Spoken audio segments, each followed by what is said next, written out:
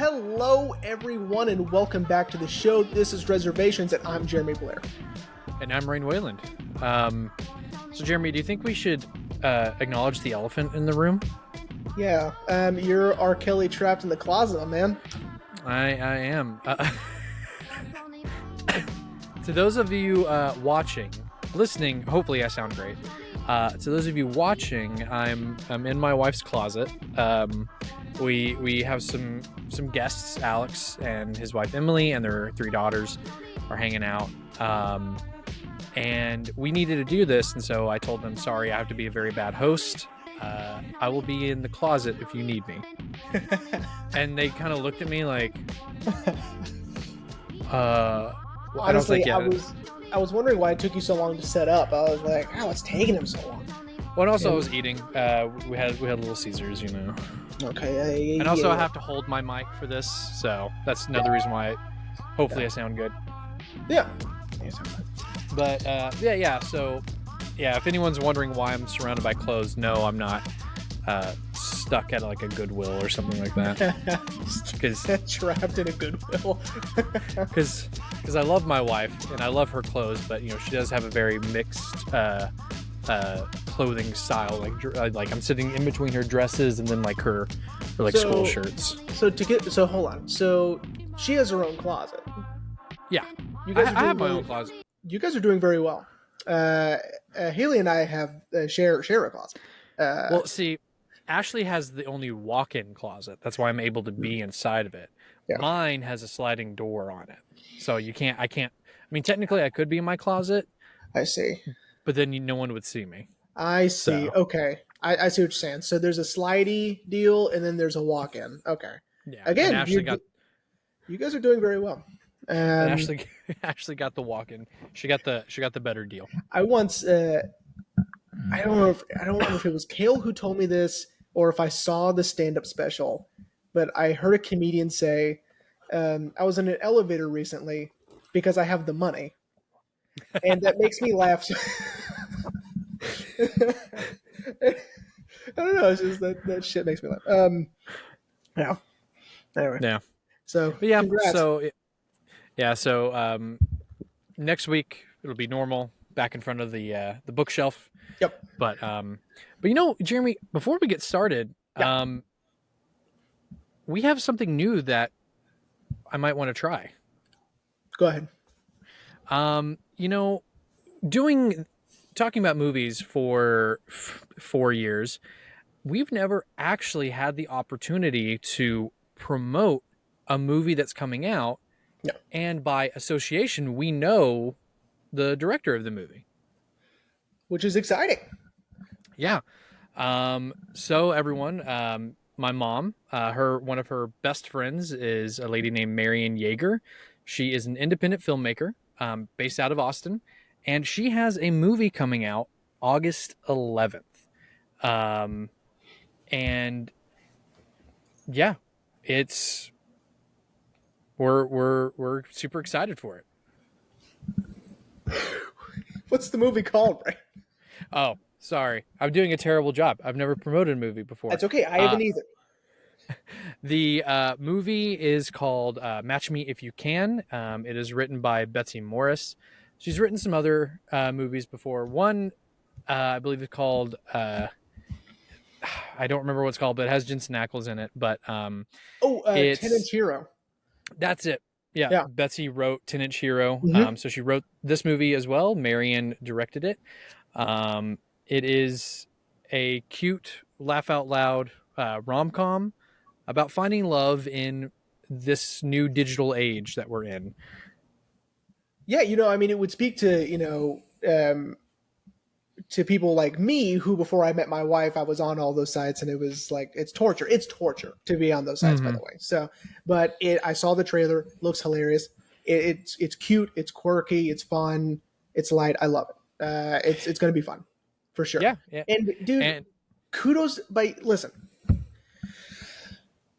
a few years ago, we visited that movie set. Do you remember that? I do. It seems impossible when you're there that a movie gets made. Okay, Mm-hmm. when you're there and you're watching the process, would you quit that? Sorry, it's my cats.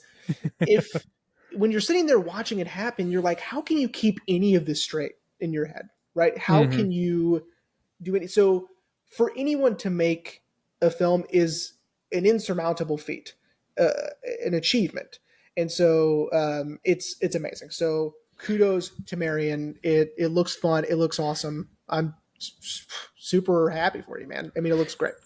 Yeah, yeah, and what's even crazier is it showed up on Entertainment Weekly's must-watch films of the summer, I believe. Really So, yeah, cool. excuse me. So, again, everyone, the movie is premiering August 11th in select theaters, but also on. I didn't get an exact list, but some of the major streaming platforms, Cool. and you can pre-order it on iTunes right this second. Right now. Yeah. So, Awesome. Match me you know, if you so can. August 11th. Go check it out.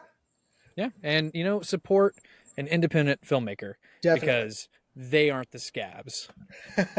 That's right. Yeah, man, it's super exciting. Again, I mean, she's living the dream. Getting Yeah, to make movies. absolutely. Um, it's cool that your mom is. It's kind of like how my uncle Roy is best friends with Randy Cordray, who produced The Office for years and years. Yeah, He actually, those of you who I don't even know if I've ever told this story on the show before. Um, I I think you might have because I I might have. remember your mom commenting on that video. Oh, that's right. Yeah, yeah, yeah. So I mentioned Randy. But yeah, so it's cool to sort of be close to the industry like that. Like Hmm. something that we love so much, and then we're pretty by transitive properties are pretty close. Yeah. Well, and You more so than me. yeah, Uh, me yeah. more so. Marion, if you're listening, hi. I actually got to visit one of Marion's sets years and years and years ago. No. She was making a short film Mhm. called "The Good Samaritan," I believe, and mom's actually in it. So No. yeah, Shout out to Mickey. Good job. yeah. So again, everyone, check out Match Me If You Can, August 11th, and Jeremy, Hmm. what are we talking about today, buddy? Dude, it's end of season series time. End of season series. So, like I said last week, I loved doing the stage to screen series we did a few years ago, where we talk about films that are originally plays and adapted into film. This one was a book, then adapted to a play, then adapted to a film. So it's a whole bunch of stuff. Yeah. Um, and we are kicking off this series this season with One Flew Over the Cuckoo's Nest. Um, Um, I was just gonna say, this was a first watch for me. was Like it? I mentioned, yeah, like I mentioned last week, I, I was so close to seeing this movie many times, Mhm. but I just never got around to it. Mostly because I didn't know what it was. I didn't have my appreciation for film like I had now. Um, like I mentioned last week, my grandparents had like this collector's edition, or I Mhm. wouldn't say collector's edition. The more I've been thinking about it, I think it was just an anniversary edition of the film. And I just remember seeing the cover, which hopefully Future Rain has put the one up by now, of Jack Nicholson, and I was like, what is this movie? Because I knew who Jack Nicholson was by Mhm. that point, but I was like, what is this? And honestly, bro, I loved it. Yeah. Absolutely loved it. Ashley watched it with me. I was like, do you want to watch this with me? And tell me you're proud of me. I watched it early. We watched it we watched it on Friday. Oh, so did I. Nice. Nice. First time I think in a while I've watched a movie ahead of schedule Yeah. instead of cramming it in last minute. Yeah. But yeah. So do you remember? I know I've asked you this before, but do you remember the first time you saw this movie? No, I don't. It was probably when I was in high school, maybe, or it was shortly after I graduated. It's been a while since I've seen it for the Mm-hmm. first time. And I saw it. I immediately, I mean, as a viewer, you just gravitate towards McMurphy, and you're like, who is this person? Why he's so captivating, right? Mm-hmm. And you know, then of course, by that time, of course, I knew who Christopher Lloyd was, and I was like, oh my god, it's his first movie. This he looks so young and yet the same. Um, Yeah. right? Danny DeVito I knew already too, and so that was cool to see him be very young and not Mm-hmm. look the same. Um, and so that was cool. I loved the idea of this guy just coming in and sort of causing chaos in this already chaotic environment Mm-hmm. of, well, not very chaotic, and we'll get to that in this asylum or whatever mental hospital. And of course, I just loved the ending, right? I loved Chief, um, and I hated Nurse Ratched. Yeah. And that's sort of how Yeah. you're supposed to be, Yeah. you, God, you hate her so much. Um, and so yeah, those I remember. Of course, through multiple viewings, you get more and more stuff out of it, right? This time around, I noticed like, oh, McMurphy's not a good person. Like the reason he's in there in the first place, you're like, ooh, Yeah. you know. Oh, dude, when I don't think I've ever when noticed that. yeah, when the doctor's going through his rap sheet, Ashley and I looked at each other like, Yikes. "Oh boy." you know. Um, yeah. Well, here before we get too off topic, let me give everyone just a quick synopsis. Uh, so, One Flew Over the Cuckoo's Nest stars Jack Nicholson as P.T. McMurphy. Sure. Oh no, Sure. Patrick is his middle name. So James Patrick McMurphy. I don't J.P. remember. McMurphy, McMurphy. who is the newest patient of this local mental institution, um, and they're mainly there to see if he's actually as crazy as he claims he is. And through a series of events, he just kind of weasels his way into the hearts and minds of the fellow patients, literally inspiring them to want more out of their life, at the asylum. Um, and it's to someone like you and I, it seems very basic, like to take them fishing, but that's probably something they haven't gotten to do in years, and we'll get to it, but that definitely I would say is the moment everyone's life starts to change, and they really gravitate to McMurphy as a leader. Um, but um, lost my train of thought. Sorry. Anyway, but unfortunately, McMurphy is the undoing of his own self interests. Um, his wants and needs get too great, like bringing his girlfriend Candy and her friend into the hospital, wanting to throw a rager, and it just all culminates in honestly one of the most insane 15 minutes of a film we've done in quite a while. Um, and it has kind of a downer ending, but also a triumphant one at the same time. Um, I don't want to talk about it just yet because I want to wait till the end. Mhm. Uh, but that's One Flew Over the Cuckoo's Nest. Cool. Yep. So I'm assuming you'd like to begin with McMurphy. Yeah. So of course, right? McMurphy No. is our hero, as it were, Yeah. because he's not very heroic, nor is he a good person. We Yeah. briefly touched on that. Yeah. That he's not awesome. Yeah, No. but what he represents in this story is chaos and in a sort of liberation, right? That's what Mm-hmm. he represents in this story, right? In sort of order and um, you wouldn't. I mean, you wouldn't really want to, say that they're being, like persecuted or anything. These patients are just victims of order, right? Right. Right. And Yeah. peace and order. That's what the hospital is, right? And then here comes Mm-hmm. McMurphy. So what's cool is I saw this video. I should probably try to find it so I can tell you who it was, but and I loved it. It was an amazing little video essay about One Flew Over the Cuckoo's Nest, and I loved how they said that the film doesn't open with McMurphy immediately going to the hospital. It opens on um, this big landscape, right?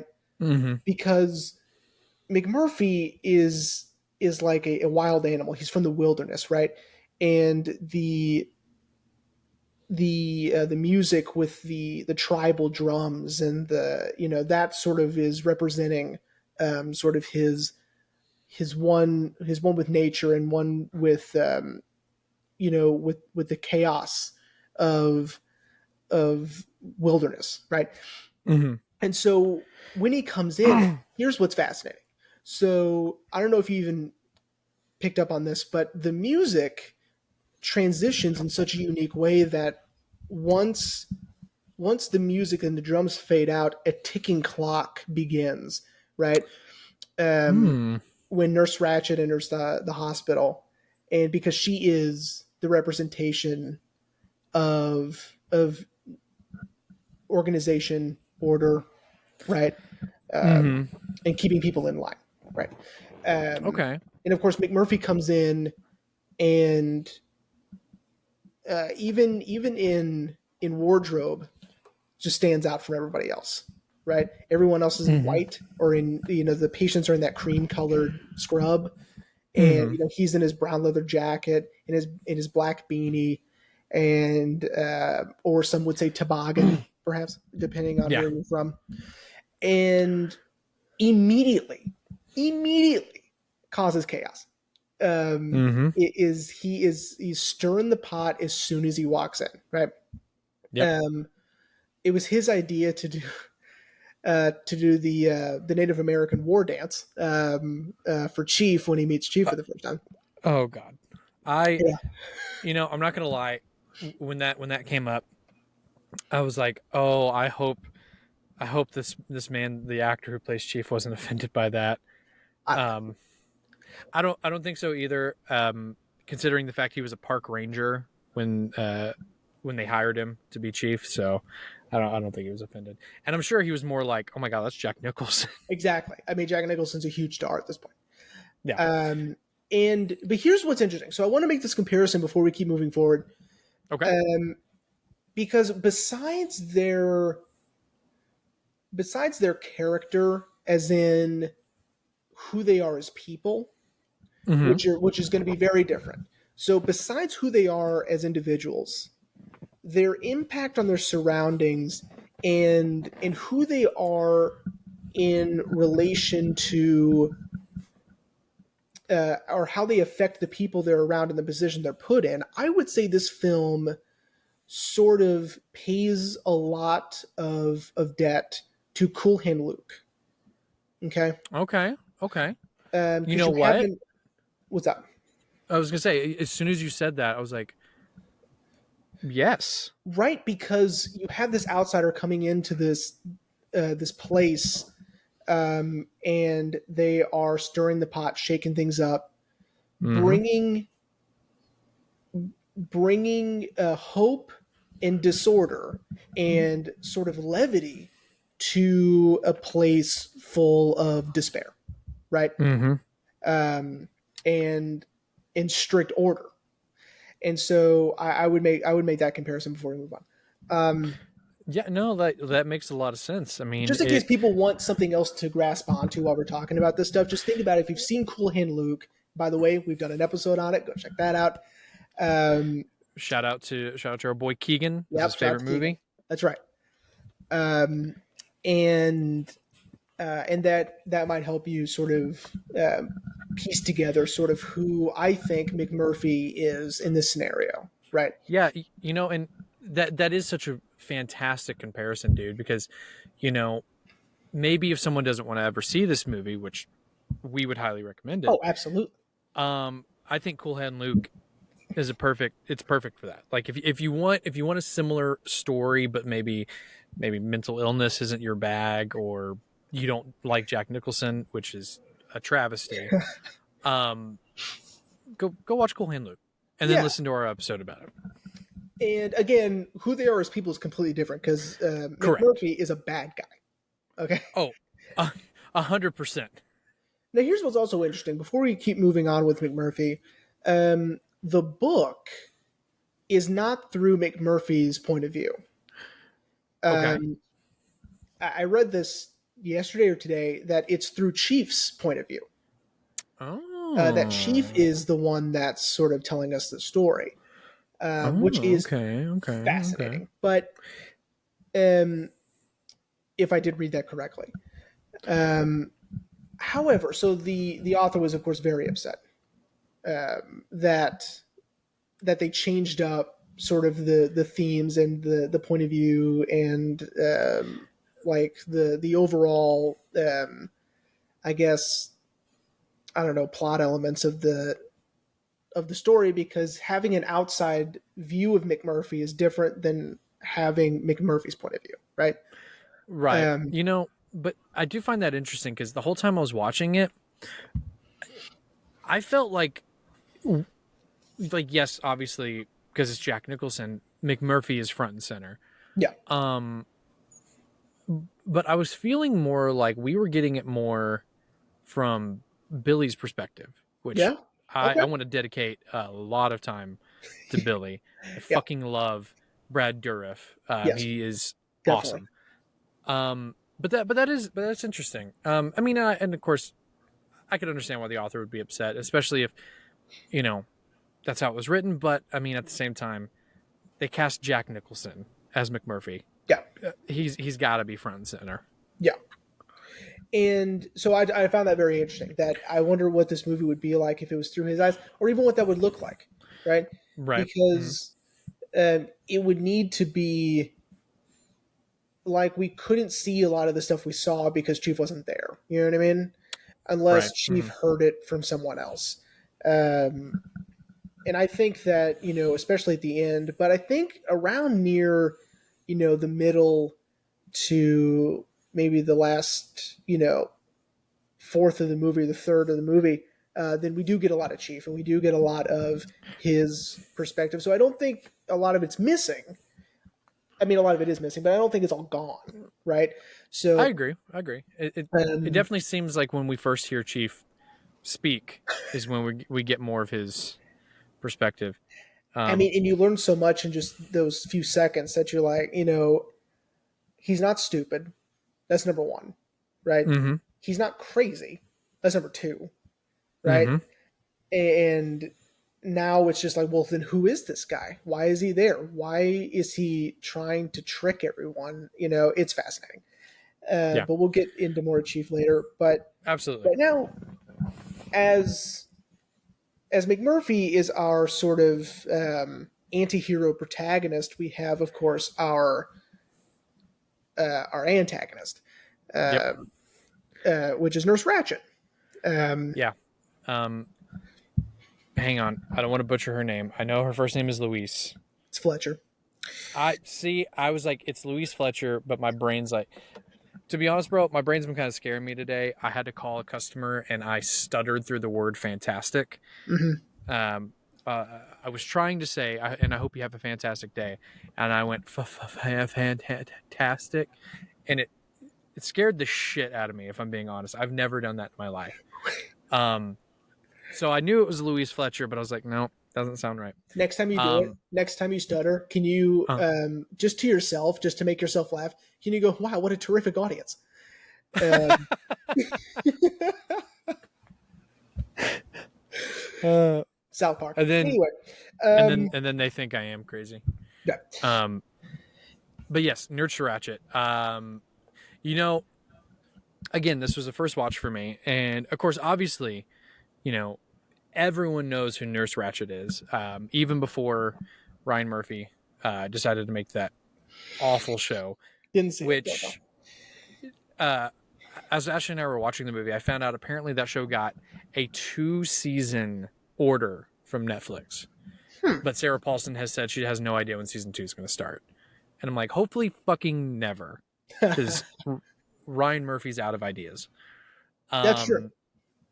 Anyway, but I'd always seen Nurse Ratched show up on, like, some of the greatest cinema villains, up there with Darth Vader. And I'm like, a nurse? Really?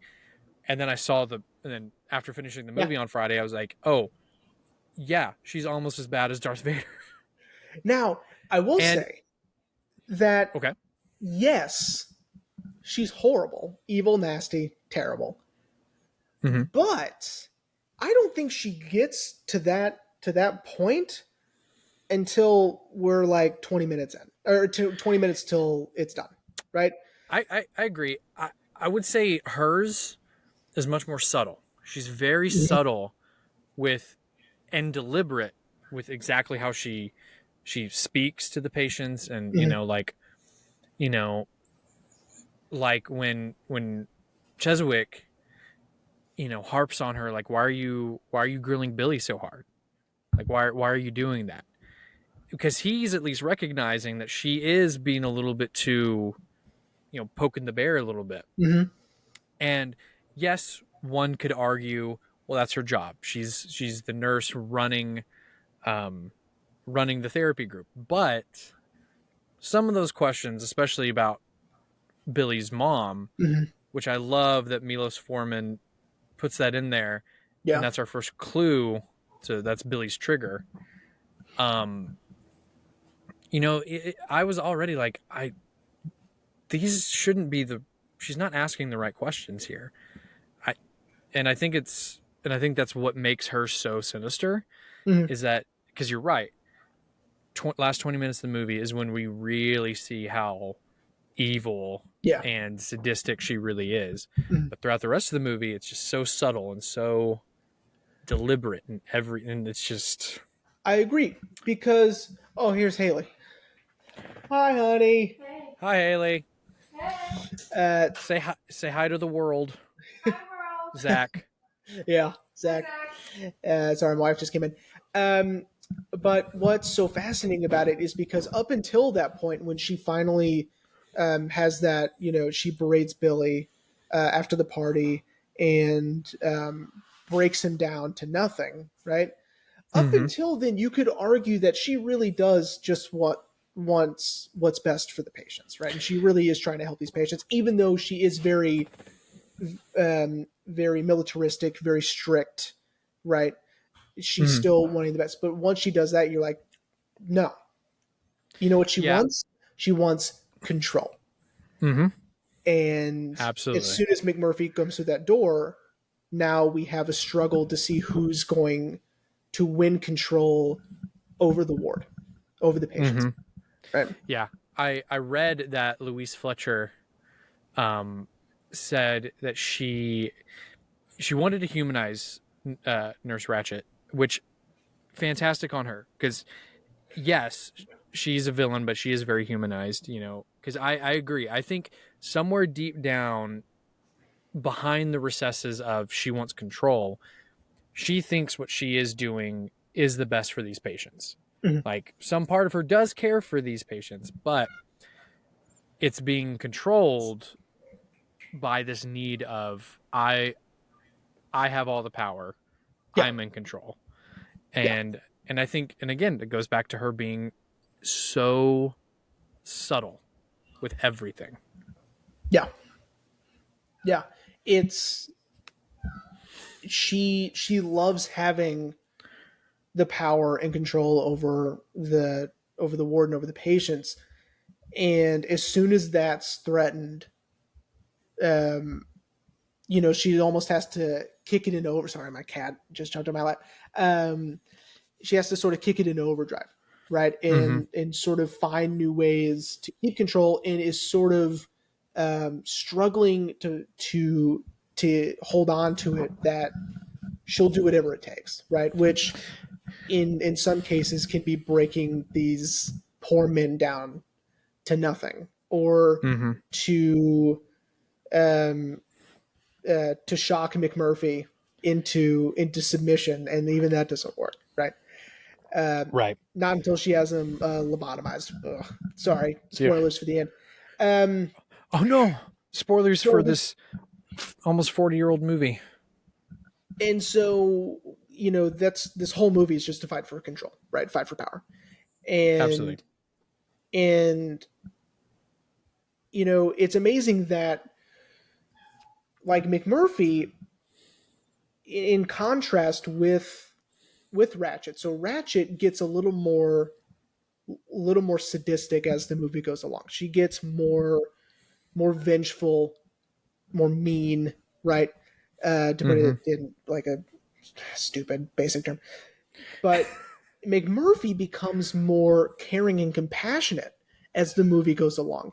He tends to really care for these men that he's stuck there with, right? Mm-hmm. And Yep. and then of course that makes the ending more tragic because yes, he wasn't really crazy and he pled insanity just to get out of going back to prison, but he did end up in some weird way being rehabilitated, right? He was getting that rehabilitation that he was trying to fight, right? Right. Um, Yeah. But you know, going back to the struggle of control mhm. between McMurphy and Ratchet. Um, Shh. you know, I did start to think, I was like, someone's going to get caught in the crossfire here. And I felt like the film did such a great job of it could have been anyone, It could have been Christopher Lloyd, which, dude, I told Ashley, I was like, isn't it wild? This is his film debut. And then 10 years later, he'll be in one of the biggest and most iconic 80s movies ever. Yeah. And even And then even before that, he and DeVito, Danny yeah, DeVito would be in Taxi together, right? yep, yep. I actually just recently watched Danny DeVito's GQ interview, and first movie he talked about was this, and I learned apparently he played Martini Mhm. on an off Broadway version Yes. before the movie went into production, And which I was like, it's also how he met Rhea Perlman. ah, Isn't that Rhea crazy? Perlman, dude, shout out to Rhea Perlman. She was, in my opinion, one of the best. Like there were many best parts of Barbie, but as soon as she came on screen, I was like, ah, Yeah, shout out to yes. Rhea Perlman for sure. Shout out to Rhea Perlman.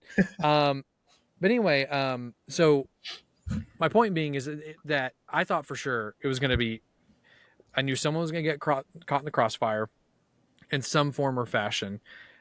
My money was on Cheswick. I thought for sure it was going to be Cheswick, Mhm. but because like I said, I did want to dedicate time. It's poor Billy. Yeah. And dude, that besides the ending itself, that hurt me so much because we spend so much time with Billy, getting to know he's I was going to say he's one of the more kind of put together patients. Mhm. Because he kind of is. I mean, besides his really bad stammer. Yeah, and he's also voluntary, right? So Mhm. he's not there. Well, hold on now. I take that back because he says he's voluntary, but really, I'm sure he's been manipulated by his mother and Nurse Ratchet, who are friends, Yeah. to make him believe he is voluntary and there by choice. But really, I don't believe that. I take it back immediately as soon as I said it because that's not true. But you're right because I think what makes um, Billy's death so horrible is because his gain of confidence and how McMurphy helps him find himself, right? And his character arc is in such a is very positive and I don't know, and I wouldn't say joyous, but I mean it's sort of this upbeat and uplifting part of the film, and then it's taken all away. Yeah. Yep. in like 5 minutes. Yeah. It's so like I said, I love Brad Dourif. I think he's a phenomenal character actor. Shout out to Twin Towers when we meet Grima Wormtongue. Yep. And of course, to everyone out there who's a Child's Play fan, he's the voice of Chucky. And Deadwood fans. He's the doc. Yes. Deadwood. So.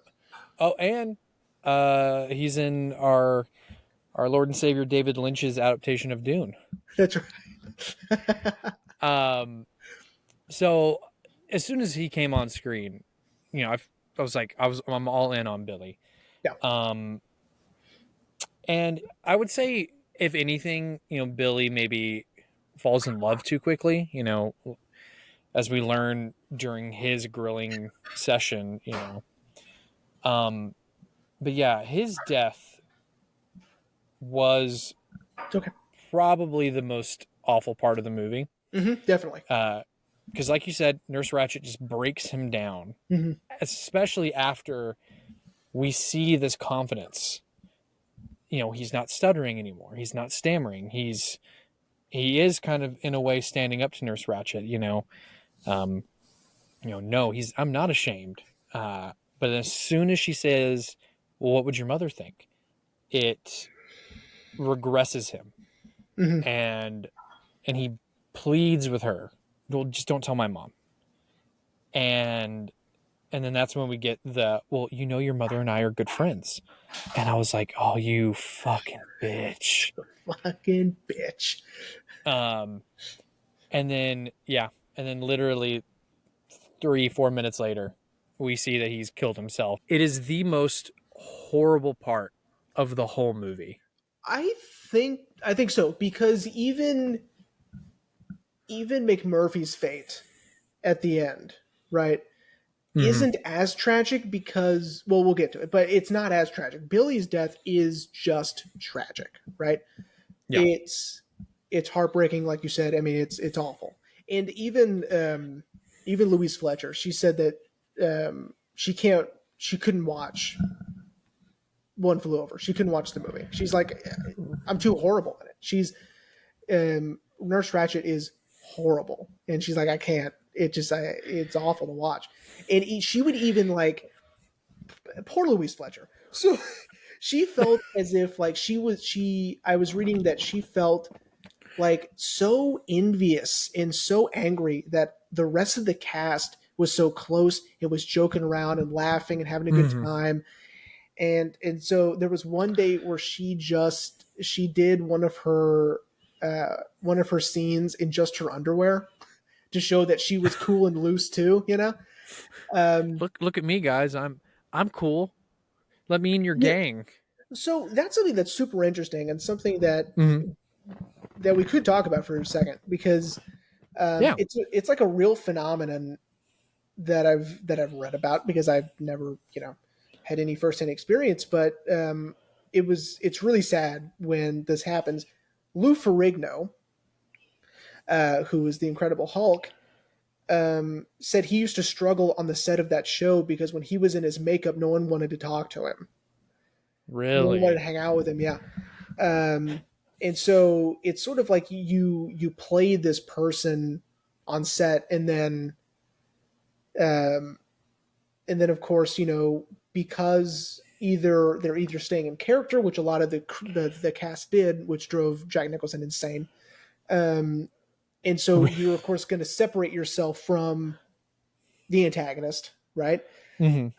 Or you're just so used to this person being horrible all day that you don't want to hang out. You're already making negative associations with this person because they're playing a part very well, right? Yeah, I mean, it's almost reminiscent. I remember when I read this, I thought it was kind of funny, but also, in retrospect, kind of sad. It's like what Joe Pesci did on Home Alone, where he intentionally stayed away from Macaulay Culkin to have this air of mystery, and this, I'm not a good guy, and he's not. He's a good fella. Stupid. But no, I 100% agree with what you're saying, man. Like, it is crazy, and I'm sure that affects the actual person's psyche as well. It does. Again, she Um, was like super mad. She was mad and envious that people could like sit around and have a good time, and she can't do that, right? Because people are kind of either staying away from her, or she felt like she was isolated from everyone because she's the mhm, villain and everyone else right. are just victims, right? And but what's funny is, we've talked about it before on the show, I'm sure. One of my favorite stories about Jack Nicholson is on the set of A Few Good Men, which is a phenomenal film, which could have been a contender for this season end of season series because it's based on a play written by Aaron Sorkin. Um, That's of course that's why you love it. I know, but I think it's Kevin Pollak tells a story. He's in the movie. He's also a stand-up comedian. He tells a story that during the "Did you order the code red" scene, Mm-hmm. um, I mean, Jack Nicholson has this ferociousness to him in the scene, and he's screaming, and he's so vicious and angry. And as soon as they called cut, he went from that to just leaning back, going, just all smiles, just goofy, like, "Somehow, how you doing?" You know, I was in the Batman. which to me is, and I mean, I know there are several ways to do something, but to me, that's a sign of a truly talented actor who can Oh just yeah, turn it off, right? absolutely. Um, We kind of touched on it a little bit last week. With Jared Leto going full method for a children's film. Ridiculous. And like, look, I know we have our different views on method acting, and hang on, everyone, we'll get back to One Flew Over. Um, I think if method acting is done well and controlled, and you don't go, you're not being this person in your day to day life, I think is fine. You know, Obviously, like Marlon Brando, for instance, very famous case of method acting. Um, it, let's be honest, literally drove him crazy. Um, but I think Nicholson is one of those. I think he's the method acting that I think of because he's in it like with A Few Good Men. Like that's one of the most iconic scenes in a lot of film, and just knowing that as soon as they called cut, he's like, "All right, great take, guys. That was awesome. Just back to Cool. Jack, right? And so Yeah. during this movie, he would see these actors, staying in character, and that drove him crazy. He was like, "I Well, can't and have a conversation with anybody," you know. well, and I think I get that because um, Christopher Lloyd, for instance, as we talked about in our back the first time we was the catalyst for how the show is now with Back to the Future. Christopher Lloyd was a theater actor, and you know those guys stay in character all the time, and so I'm sure for him transitioning to film, he was like, "Well, I've got to stay in character. I Right. have to." And so him, I could see. Some of the other actors, um, Brad Dourif, maybe. Well, this was also his film debut as well. Um, so him, I could kind of see So as young, well. they're But babies. yeah, so I could see why that would drive Jack crazy, especially because, as we mentioned, by this point he's a massive star, and he hasn't even done Batman yet. Obviously, Obviously. he's so I could see why that would drive him crazy, but it does kind of make me laugh a little bit that that essentially there are these method actors, and he's like, "Oh my god, stop!" But again, speaking of like the behind the scenes, like the scene where, and now we can sort of transfer into the ending. Um, so when McMurphy is lobotomized and Chief goes Mm-hmm. to see him, right? We haven't even talked about Chief. We need to do that in a minute. Yeah. Sorry, but when he's Well, hang on. Here, let's press pause on the ending and let's talk about let's talk about Chief. Chief. All right, fine. Yeah. So Chief is fascinating because he subverts our expectations, of course. Yes. Um, Of course. I thought. Now I knew that he did talk. I had seen some analysis of this film, so I knew he talked. So I was kind of like, I thought he talked. And so I thought I was Mandela affecting myself. Yeah. Because he is sort of this enigma that we don't know a lot about. So what my sort of reading and analysis of Chief is Chief is doing what McMurphy is doing, but quietly and for himself, right? Okay. So where McMurphy wants to create this chaos and disorder and shake things up and sort of be in this place, escape from where he's trying to escape from, which is prison, and sort of, make it his own, like have his cake and eat it too. That's what McMurphy wants, right? And Chief Chief knows he's not crazy, right? At least that's my interpretation, that he's not crazy.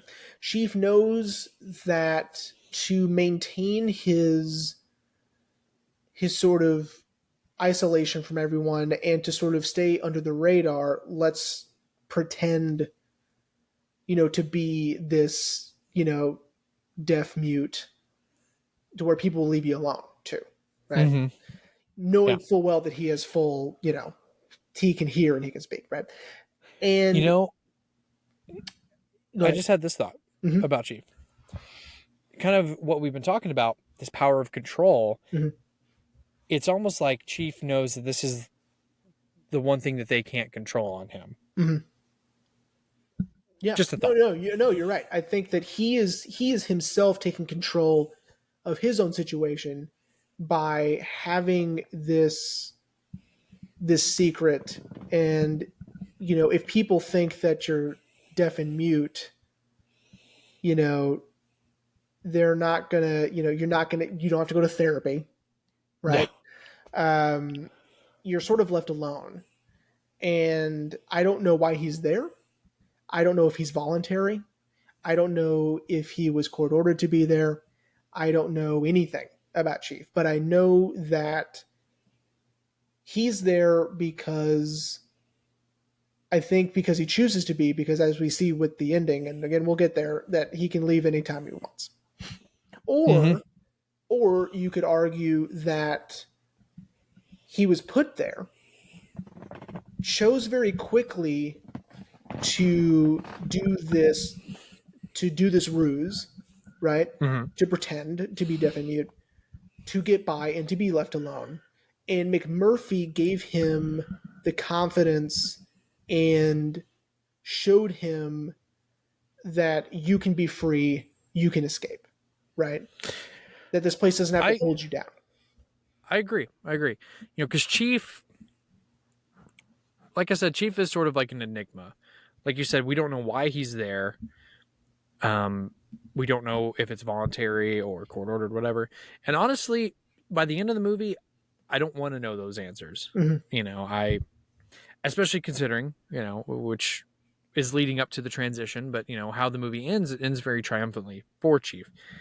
So I don't need to know why he's there, but I do find it very interesting that, not interesting, actually, I find it very funny that the thing that finally got him to talk was McMurphy sharing some of his juicy fruit gum with him. And I just love, like a kid on Christmas, McMurphy's like, "You sly son of a bitch, you can talk." Yeah, I mean, if we titled these episodes the way we normally do, this would have been titled "You Fooled Them All." Yeah. Chief is such a fascinating character because, again, he did fool everybody, and you can guess at his motivations of why he did it, which I think I got, like he just wants to be left alone, and he wants to maintain his level of his isolation, and he's now an observer, right? If you're in control of your surroundings, if you can observe everything and be left alone to do so, right? Yeah, I agree. And when he meets McMurphy is this unicorn of a person coming in and just, changing everything he knows about, life in this mental institution, Mhm. and because normally people who come in there are actually crazy, or, I mean, that's obviously an outdated term. Need help. Need help, right? Yeah. McMurphy, of course, not. I mean, he does need help, but not that kind. Yeah. And again, the progression of this, you think that when McMurphy gets there, you think, he's sort of just going to be mean to everyone and sort of not give a Mhm. shit and sort of just try to, force his way into doing whatever he wants, no matter the cost of anyone, right? You kind Mhm. of see that with the basketball game, stuff like that. He's just trying to have fun for himself. But eventually, like I was saying before, he does end up getting this sort of caring and compassion for his fellow ward mates. Um, Mhm. and of course, he makes a big, strong bond with Chief. And it was even before Chief spoke, he was already making that bond with him. And as soon as they spoke,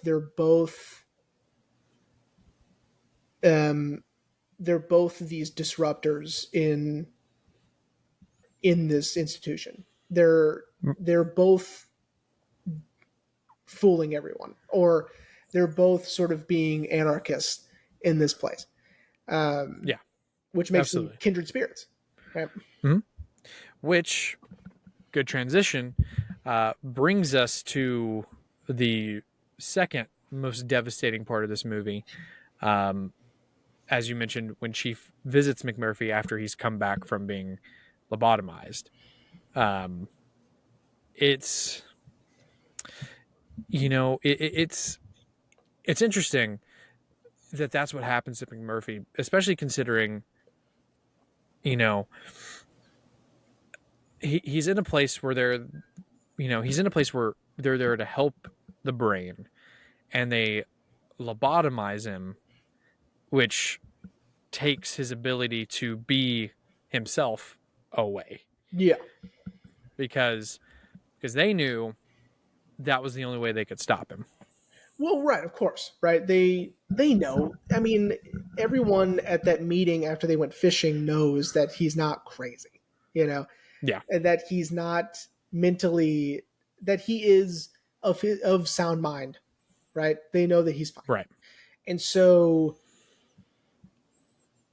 from there, of course, the reason why they just don't send him to prison is Ratchet wants to devour him, right? She wants to Mm-hmm. win. If he leaves, she doesn't win, right? Yep. And Yep. so, but of course, ironically, what McMurphy has done by being lobotomized is he has fully lifted the veil, has taken the eye masks off of everyone, blindfolds, sorry, taking the blindfolds off of everyone. They can finally see who Nurse Ratchet is for who she is, right? And it was Mm-hmm. all because he pushed Nurse Ratchet to the breaking point to where she revealed who she was, right? Right. And punished McMurphy to the fullest extent she could. And of course, in doing so, undid her completely, right? Mm-hmm. He becomes what Cool Hand Luke becomes, which is this sort of quasi Christ figure, this martyr to these people of the ward, right? Yep. He might as well have eaten 50 eggs and laid on a table, you know. Um, Right. Right. Uh, that's really good. Yeah, because the Christ imagery in that film is blatant. Um, but and we have this really, I really love the moment with Chief and the now brain dead McMurphy, where Chief isn't ready to let go, and he's like, "No, you're coming with me," because because you're right. They have essentially imprinted on one another, and they are kindred spirits. And Chief's not he's not ready to let McMurphy go, right. even though he knows the McMurphy he knew is dead, and I think that's why he decides to mercy kill him, because he knows deep down that if McMurphy was really in there, he wouldn't want to live like this. No, of course not. Right? He wouldn't want to stay in that place like that for the rest of his life. That's not McMurphy, right? And so McMurphy would rather die, and Chief knows that, right? Louise Fletcher was there that day on set, and she had to leave. Because it was that traumatic. Yeah, it was. She said it was so horrible. I couldn't watch it, and she had to like be told to leave because she was like making noise, and she was like hysterical. Yeah.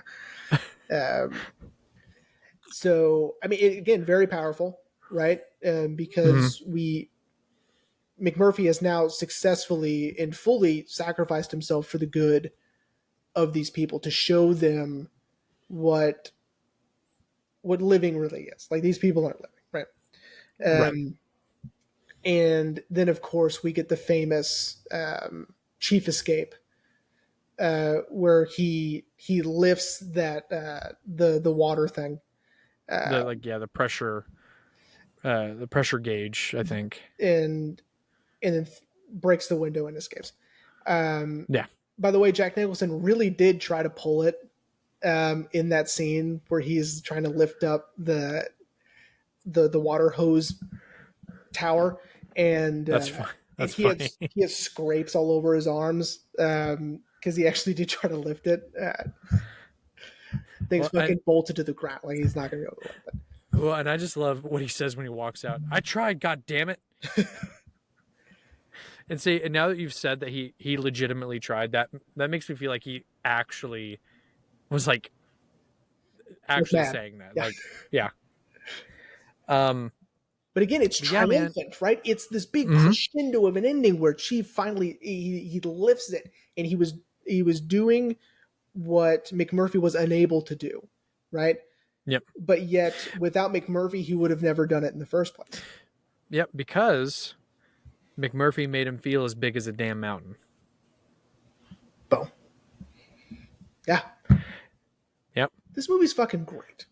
Yeah, this movie is phenomenal. No wonder, as you said last week, it won the Big Five. And I do have a list, by the way, of the other two movies that have done this. Well, besides Everything Everywhere All at Once. Right. What was the other one? It Happened One Night, 1934, and The Silence of the Lambs, 1991. Oh, shit. Man, shout out to Silence of the Lambs. Go listen to our episode on that. Oh, yeah, we did it. Sometimes I forget. Yeah. But yeah, man, this movie is fantastic. I love the fact that this movie also kind of set the stage for, a lot of these actors: Christopher Lloyd, Brad Dourif, Danny DeVito, Yeah. And it's one of those special 70s movies that I mean, knock on wood, can never be remade, because it's perfect the way it is. I agree. 100%. If you even tried to remake it, I would be, it's impossible. The only way I could see them remaking it is if they did a true adaptation of the book. That's the only thing I could see. Maybe, but I mean, it'd still be trash. Yeah. It wouldn't have Nicholson in it. That's right. It wouldn't have Nicholson. But Jeremy, are you ready to wrap up? I am. This movie's incredible. Everyone should see it. Milos Forman, also just incredible as a filmmaker. Go check out Amadeus. Go check out Man on the Moon. Oh my God, that's right. He did do Man on the Moon. Dude, that's a future episode for sure. I fucking love that movie. Yeah. Yeah. It's good, man. Milos Forman's great, man. So yeah, go check out all the stuff. I have a quick oops I forgot, and then we can do the thing you wanted to tell everyone before we get to our tease. Oops, I forgot. I didn't know Scatman Crothers was in this, and I leaned over to Ashley. Yeah, you're right. God damn it. And I leaned over to Ashley, was like, "Hey, 5 years later, Jack Nicholson is going to kill him." That's right. Gonna stick an axe in his stomach. Yeah. Yes, because even Ashley was like, she was like, "Is that Dick Halloran?" I was like, "Good job, it is." Good job. Is Dick Halloran? Yes. Scatman Crothers makes a great cameo in this. I wish he was in the entire thing. Oh no, dude. He and Nicholson, I pray that when they did The Shining together, that they're like, hey, you know, because they have such great chemistry together. But anyway, so Jeremy, you told me that you had a quick little announcement you'd like to tell everyone. Before we move on to next week, which I'm very excited about, tragic news today. So when we did, and it even ties into last time we did From Stage to Screen, because we did Bug, which is an adaptation of the Tracy Letts play, but it was directed by William Friedkin, and William Friedkin passed away today. 87 years old. He directed The Exorcist, which is said to be, the greatest horror film of all time. And now they're going to ruin it with a spinoff. We'll see. The show was amazing on Fox. The movie's being directed by David Gordon Green. I know. But, and look, he's decent as a director, but he ran the Halloween franchise into the ground. Back to the ground where it was. Left it where he found it. But William Friedkin, tremendous filmmaker, also did Killer Joe, which is another adaptation of a Tracy Letts play, which was on the list, by the way. So I originally, when I had done this list, Killer Joe was on it, and I took it off for something else. So maybe one day we'll do Killer Joe, because I really like that one. Also, Stage to Screen Act 3. Oh, yep, that's true. To Live and Die in L.A., another William Friedkin film. So The French Connection. So he'll be missed. Tremendous filmmaker. It's sad to see him go, but at least we can celebrate his life through his work. So absolutely, yeah. So a good transition. So, buddy, what is going to be part 2 of our end of season series? I hope you guys like swearing. I know I do. So next week we are discussing David Mamet's adaptation of his own play, Glengarry, Glen Ross. So this is going to be another first timer for me. All I know is Alec Baldwin is in it. Yep. The only other thing about this movie I know is the joke that that Kevin Smith makes and Zach and Mary make a porno. Which is Justin Long's character is a gay porn star.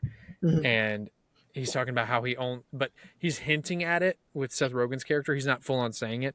He's like, "Oh, I'm in all male reproductions of films." And he's like, "Oh, like Glengarry, Glen Ross," and he's like, "More like Glen and Gary drop their hairy balls in Ross's mouth." Oh my god! And that's all I know. So this movie is maybe one of the most rewatchable movies I've ever seen. Okay. It's the language of the film is just tremendous. I mean, the way David Mamet writes is just truly awesome. The acting, of course, is, it's A1. Have we done? I'm sure we have. I'm sure we've done a movie with Jack Lemmon in it. No, we haven't. No? Anyway, Jack Lemmon's in this. Dude, shout out to Jack Lemmon. Yeah. Jack Lemmon is... he's so good in this movie, man. People in sales. So, people in sales have studied this movie to be better at sales. Really? Yeah. That's interesting, because I work in sales. Perfect. This is perfect for you. Get excited. It is really, really good. So, Glengarry, Glen Ross next week. Very excited. Awesome. I'm excited, man. Yeah. Well, everyone, we hope you enjoyed part 1 of our end of season series from Stage to Screen. One Flew Over the Cuckoo's Nest, and we will see you next week for Glengarry, Glen Ross.